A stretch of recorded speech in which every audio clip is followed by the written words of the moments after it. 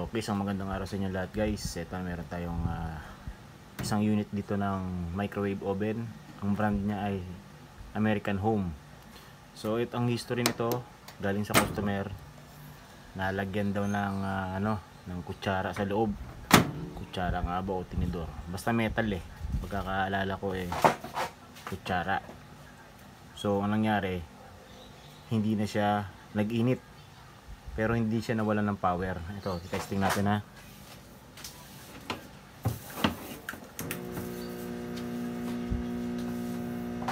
Kaya kung mapapansin nyo, ayan o, may power pa rin siya. Ayan o. Pag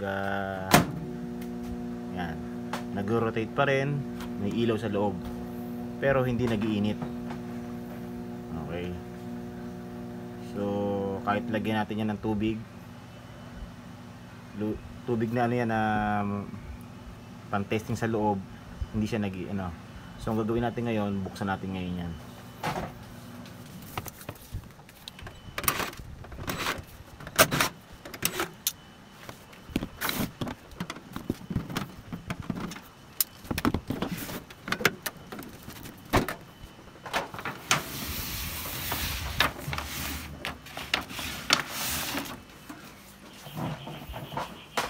So ayan, kita natin yung kanyang mga parts, no. So ang una natin gagawin dyan, since may power yan, ito yung kanyang power cable, no. Ito. So ibig sabihin, ang thermostat nyan, tignan natin ay okay pa. So may continuity. Mostly pag ganitong mga hindi umiinit, ang una nyo check dyan, yung high voltage na capacitor. Ito, yung high voltage na diode, saka yung kanyang fuse, no, yung high voltage na fuse. So check natin sa continuity.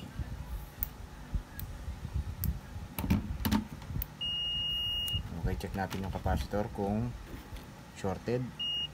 Okay, positive, shorted. So check natin yung diode kung shorted. So hindi naman.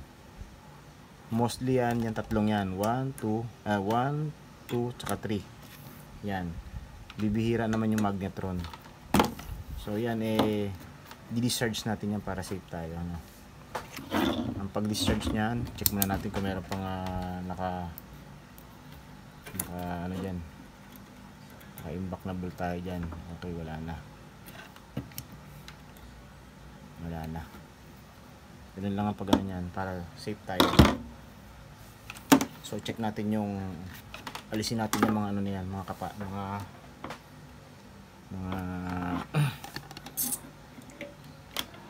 itong kanyang fuse. Check natin yung fuse.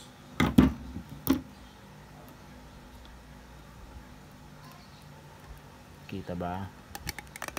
Kita natin ba? Yan. Check natin yung kanyang fuse.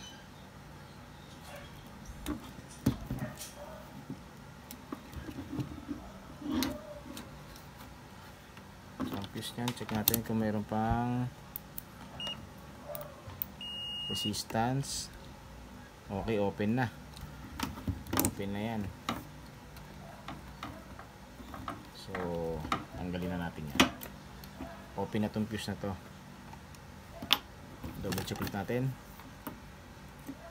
Okay, open ang fuse, kaya hindi nag-iinit. Tapos check natin ulit ang capacitor.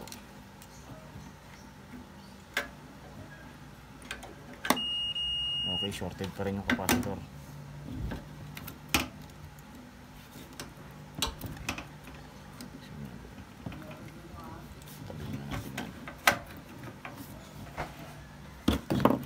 Shorted ang kanyang capacitor. Alisin na natin yung bracket na nakakapit sa capacitor.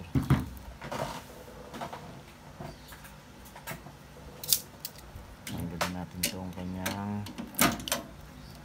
connection.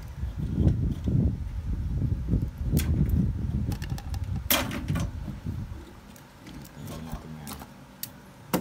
Tapos tanggalin natin ito.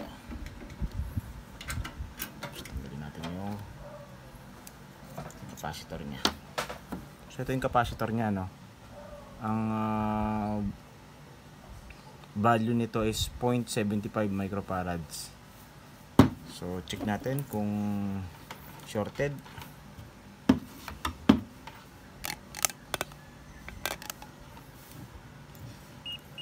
Okay, shorted. Likaran. Shorted. So yan, o-order na lang tayo ng ano yan, ng parts niyan. Actually ito inabuksan ko na yan. So na-check ko na yan. So iniulit ko lang para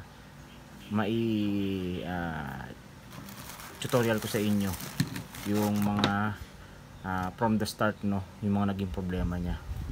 So ito, umorder ako sa Lazada niyan. So buksan natin. Same value yan.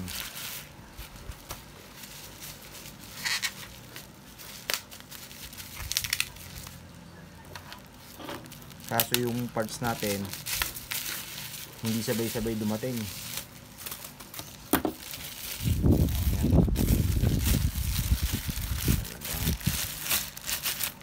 In-unbox pa natin, no. Okay, sa nakalagay dito, sablay, no, 1 microfarads ang binigay sa atin. So walang problema dyan, meron lang siyang allowance, pero okay lang yan. 1 microfarad ang binigay sa atin. Kita nyo, okay, malaki sablay yung nabilihan natin, ha.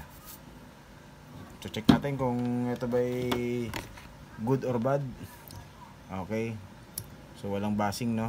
Ayan. Okay, hindi katulad itong shorted na isa. Okay, shorted. So ang gagawin natin dyan ngayon, sablay yung binigay, ha. Pero walang problema naman dyan, may allowance.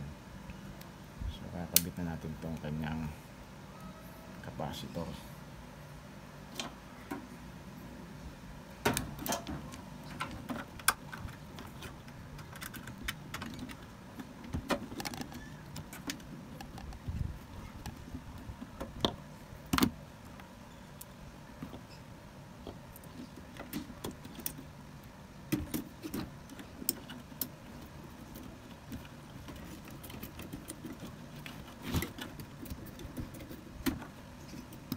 Kasi pero okay yung sikos dito kasi mas malaki ito, eh. Ayusin lang natin yung kamada. Yun.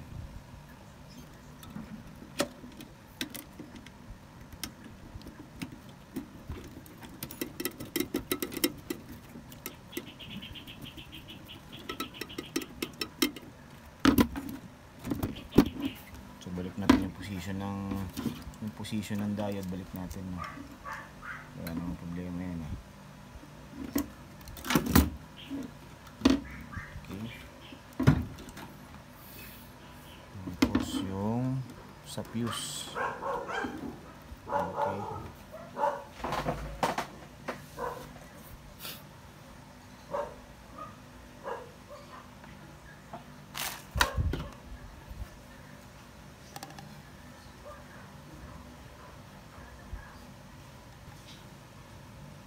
Ito, papalitan na rin natin ng fuse yan, ng high voltage fuse, kasi umopen na siya.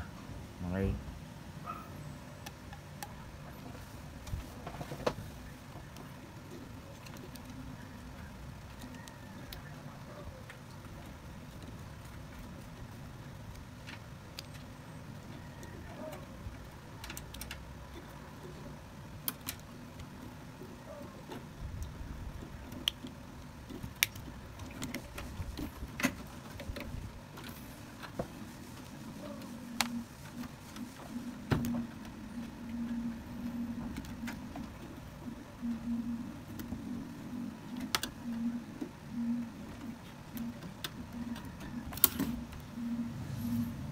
Check natin kung shorted pa.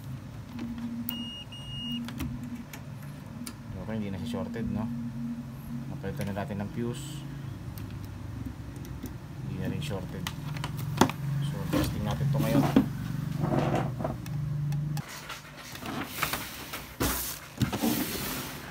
Kapag kayo mag-testing ng microwave, lagi nyo isasarado yung cover sa taas.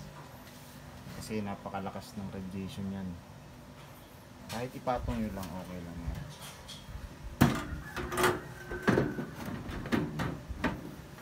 Basta nakasarado lang kasi napakataas ng radiation yan. Masama yan sa kalusugan natin.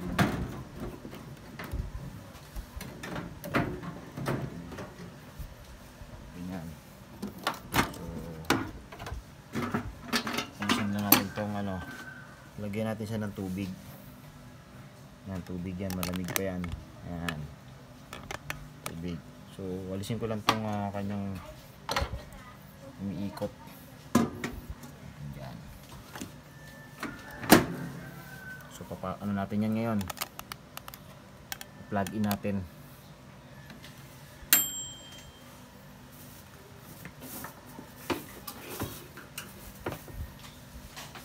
So yan, naka-plug in na yan.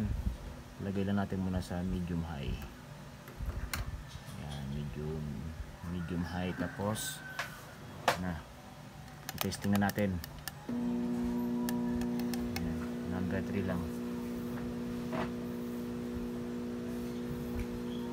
So may power na siya, no. Titingnan na lang natin kung umiinit yung kanyang ano, tubig.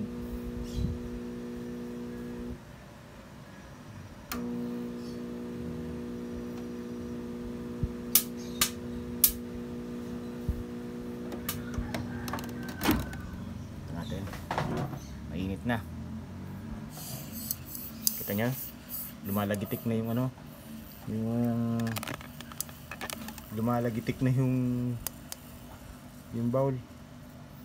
Ano, init na siya, lumalagitik na. So okay na siya, hinaan na lang natin, i-low na lang natin, low. Tapos lagyan natin to, init. So mainit na siya, hindi ko na pwedeng ano. Okay na yan. Mainit na yan. Mainit, tamis.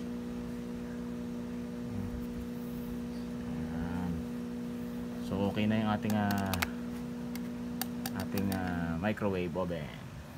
So yan sa customer yan, nag-repair ako ng TV 49 inches sa Samsung. Tapos ang akala ko, ang next ko lang nagagawin after ng TV ay yung mic. So pinatignan ni sir itong microwave, pinatignan yung DVD.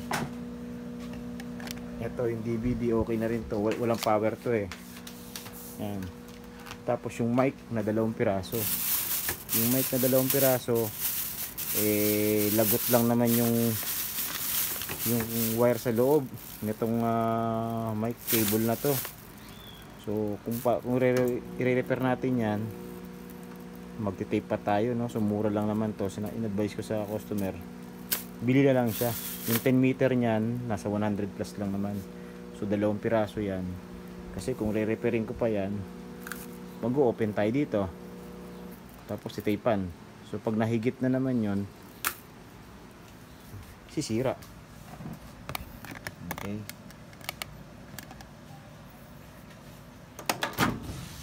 Ayan, pausukin natin ha, para makita nyo.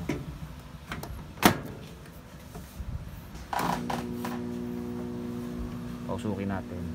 Pero lumalagitik kasi yung ano, yung mangkok eh, kaya ano eh, ibig sabihin mainit.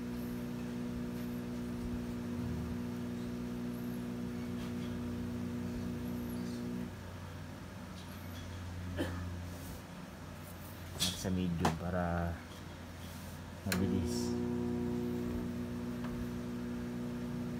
Yun o, kita nyo, lumalagitik. Lumalagitik, ang init.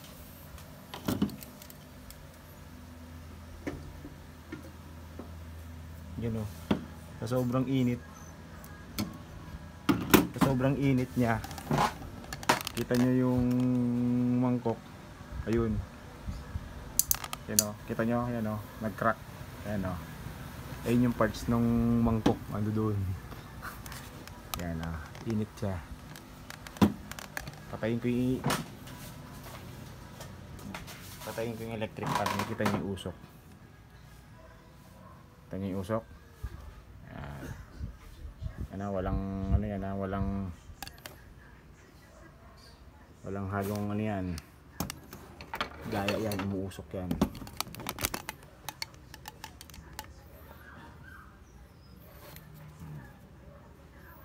Okay, ayun yung parts ng mangkok. Yun. Kasi hindi siya pang microwave talaga yung mangkok na yan, so wala namang problema dyan. Hindi ko na kasi dinala yung pinaka plate nyan, yung pinaka glass nyan. So yan, okay na yung repair natin na microwave. So naging problema nyan yung kanyang high voltage capacitor tsaka yung kanyang high voltage na fuse. Okay, sa mga baguhan, kapag naka-encounter kayo ng ganyan, check nyo lang yun.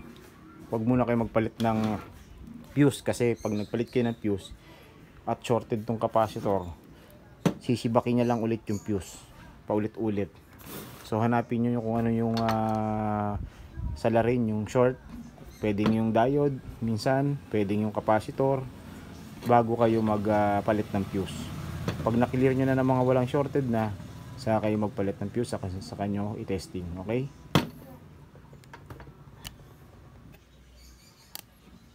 Okay, shoutout nga pala kay Tirso Cells. Brother, shoutout sa'yo. Okay? This is Makoy Tech PH. Alright.